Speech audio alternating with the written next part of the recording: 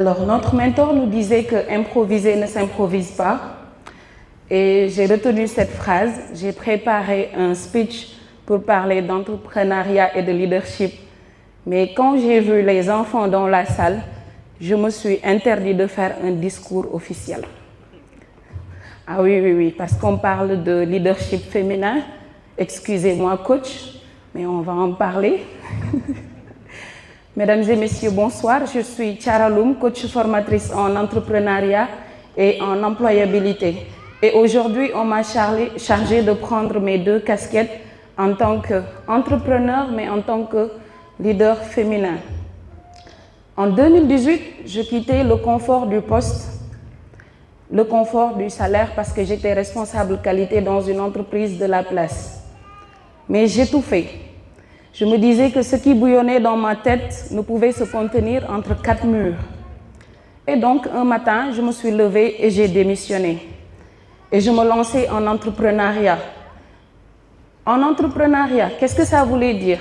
La première fois que j'ai intégré une cohorte d'entrepreneuriat et qu'on m'a demandé depuis quand je suis entrepreneur, et quand j'ai réfléchi par rapport à tout ce qui se disait sur l'entrepreneuriat, je me suis rappelé que j'avais commencé quand j'avais 7 ans. Oui, quand j'avais 7 ans. Parce qu'à la fin de l'année scolaire, je prenais mes livres, je les découpais et je vendais les images à 5 francs, 10 francs dans le quartier. Et en creusant, je me suis rappelé également que quand j'étais à l'université, je vendais des parfums et tout ce dont les étudiants avaient besoin pour me faire de l'argent. Et un matin, j'ai appelé ma mère, j'étais très contente, je lui ai dit « Ah, Yaï, maintenant je fais du business, je vends des parfums et ça me fait de l'argent. » Elle était très contente. Et une semaine après, ma mère m'appelle à 7 h du matin et me dit « Pourquoi tu vends? C'est comme si tu avais besoin d'argent alors qu'on t'envoie de l'argent chaque week-end et tout. Pourquoi tu fais ça? Les gens vont dire que tu aimes trop l'argent. Je veux que tu arrêtes. » Et donc j'ai arrêté. Et c'est par la suite que j'ai compris que c'est ma grand-mère qui avait appelé ma mère pour lui dire cela. Et sous la pression, elle m'a appelé pour que j'arrête. Et puis j'ai commencé à réfléchir et à me dire, est-ce que je dois laisser les gens conditionner ma vie? Parce que tout à l'heure, on a parlé de vision. Et c'est quoi ma vision? On va y revenir. Et suite à cela, j'ai repris mon activité, tranquille, sans dire un mot à qui que ce soit. Parce que je restais persuadée que ça devait faire un travail sur moi. Et puis je continue, je me retrouve dans le milieu entrepreneurial. Et qu'est-ce qui se passe? Je commence à faire des choses et je suis le modèle de ma propre marque, la Thiara Cosmétique. Et dans l'entrepreneuriat, qu'est-ce qui se passe? Ce sont des formules qui ratent, ce sont des produits qui ne se vendent pas, ce sont des clients qui reviennent avec des retours qui ne sont pas positifs. Mais au-delà de ça, on garde ça dans notre sac et on avance. On avance pourquoi? Parce qu'on a une vision.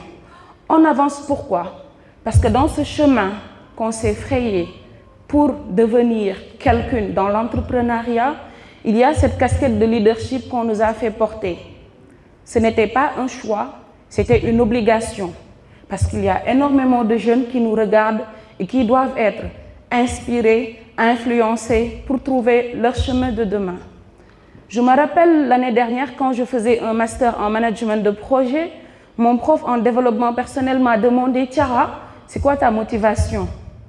Alors certainement Rajab qui me regarde, mon fils qui porte le nom du savon que je vends le plus et d'une marque qui est faite pour les jeunes, il va se dire peut-être que ma mère a dit que sa plus grande motivation c'est moi. Et à la grande surprise de tout le monde, ce n'était pas lui. Ma plus grande motivation, c'est impacter la vie des gens. Parce que je sais qu'à Rajab, je lui laisserai l'héritage des valeurs, mais au monde, qu'est-ce que je vais laisser? Et c'est l'impact. Et c'est ça que j'ai choisi pour être ma motivation de tous les jours. Et c'est peut-être certainement à cause de ça, ou grâce à ça, que souvent je parle de leadership. Mais qu'est-ce qui se passe dans ce voyage de leadership? Quand vous nous voyez devant vous, à parler en confiance, à faire du storytelling, les gens nous applaudissent. Mais que le chemin est difficile. Ce sont des douleurs, ce sont des blessures, ce sont des noms, ce sont des trahisons que l'on met dans nos sacs, mais qu'on porte avec énormément de fierté parce qu'on s'est décrit une vision. Tout à l'heure, mon très cher Lamine Diallo parlait d'ikigai, et cet exercice, je pense que tout le monde devrait la faire. Aujourd'hui, qu'est-ce que j'aimerais faire? Qu'est-ce qui me rapporte de l'argent? Et c'est pourquoi les gens me félicitent. Et je me suis posée quand j'ai démissionné en 2018 pour me dire, si c'était mes derniers jours, qu'est-ce que je voudrais qu'on raconte de moi? Et j'ai commencé l'entrepreneuriat pour décrire toutes les formes, toutes les capacités de création qui se trouvent dans ma tête. Et quand on parle de leadership, qu'est-ce qui va se passer? Si on fait un retour en arrière par rapport à la société et de comment on a été éduqué, moi j'aime bien le dire, notre génération, nous avons perdu d'avance. Parce que tout ce que demande le Sénégal pour se développer, je ne pense pas qu'on puisse le faire. Et donc, à partir de ce moment, notre véritable mission, c'est d'essayer d'influencer ces jeunes, c'est d'essayer d'impacter ces jeunes à travers nos actions, malgré nos blessures, malgré les trahisons et malgré tout ce qui est noir, pour leur donner espoir, espoir que le Sénégal peut se développer. Et donc aujourd'hui, c'est dans ce sens que toutes les actions sont menées afin d'influencer, afin d'impacter ces jeunes. Et puis, mesdames et messieurs, quand on va parler d'entrepreneuriat, pour moi, ce n'était pas un choix, mais il était devenu nécessaire, il était devenu obligatoire. Je ne pouvais plus faire 8h, 17h, et puis le petit, il est venu. Et je l'ai porté derrière moi pour aller chercher des marchés.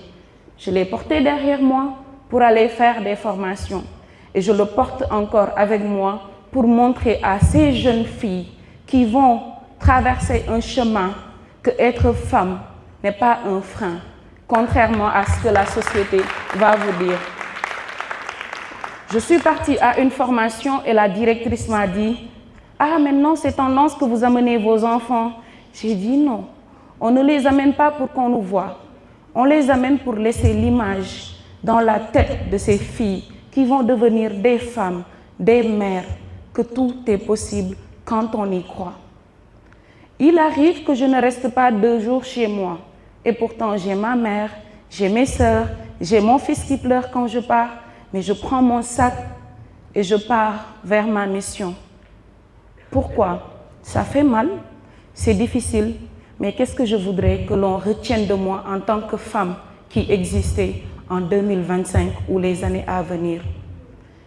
Et puis, à toutes ces personnes qui sont là, je vous pose cette question. Quand vous ne serez plus là, ou quand vous devriez raconter votre histoire devant des jeunes, qu'est-ce que vous voudrez que l'on retienne de vous? Mesdames et messieurs, merci beaucoup.